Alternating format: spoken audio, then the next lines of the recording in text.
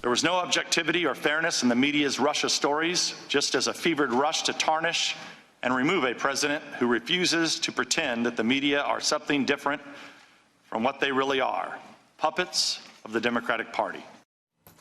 Puppets of the Democratic Party. Congressman Devin Nunes has it exactly right as he slammed the left-wing national media for being puppets of the Democratic Party.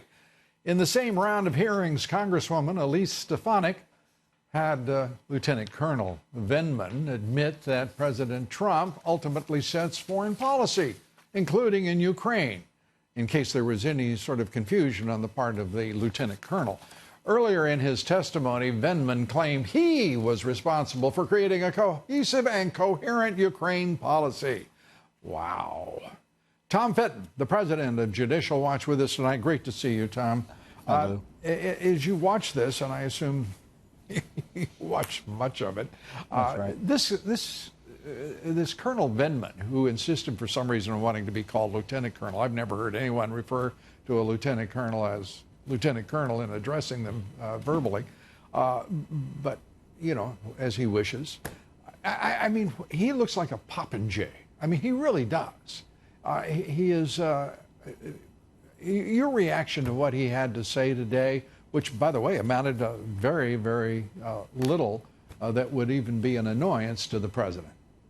I mean, these are the Gossip Girl hearings I've been saying, Lou. You have two officials, Williams and Vindman, testify about complaints they had about the president's policies, as if their views really matter any more than the voters or your lying eyes who can read the transcript as to what actually took place. And then the big news was that Schiff intervened to try to prevent information about the Schiff leaker from coming out, the identity. Vindman obviously was the leaker to the leaker. But you know what was remarkable about today's hearings?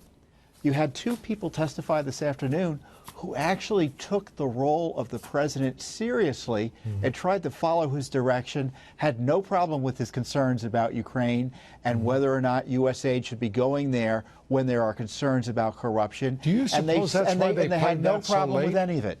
You suppose that's why Schiff played them so late in the day, to make sure that no one saw it, or at least fewer people saw it?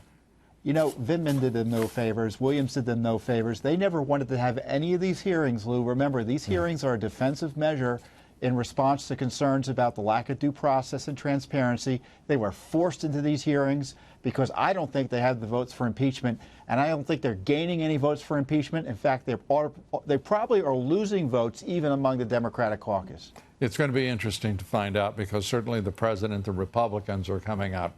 I mean, the Republicans on that committee they have shown, while the Democrats have just been atrocious. I mean, absolutely atrocious, specious, and venal. It's just ignorance collected in one hearing room under Adam Schiff. It's terrible.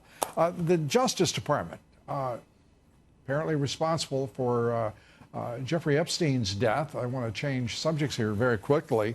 Now, two employees of the facility, they're in real trouble because they falsified records and were not at their stations when he died. What do you make of it? Well, the question is it going to lay to rest concerns that Epstein didn't kill himself, and there's evidence that he didn't kill himself? You have the strong evidence, I think. You know, yeah, and it really hasn't been addressed in a significant way. I wish they'd release all the documents. We still haven't gotten all the documents here at Judicial Watch, and the fact what are they hiding? What are they hiding, do you think? I don't know what they're hiding, but they're certainly acting like there's something to hide by refusing to turn over basic information about the circumstances of his death and the information they had, like videos, the sorts of documents that you would ordinarily see in a death investigation. And now maybe that we have this plea deal that will get all the documents out there. You know what's the plea deal with the two prison workers. Yeah, you know, it's interesting. We're trying to clean up Ukraine. Our Justice Department can't even keep Epstein alive. Tom Fitton, as always, pungent and coherent and to the point. Thank you very much, Tom. Appreciate it. Tom Fitton, Judicial Watch. Continuing coverage of the impeachment inquiry. We'll have that next.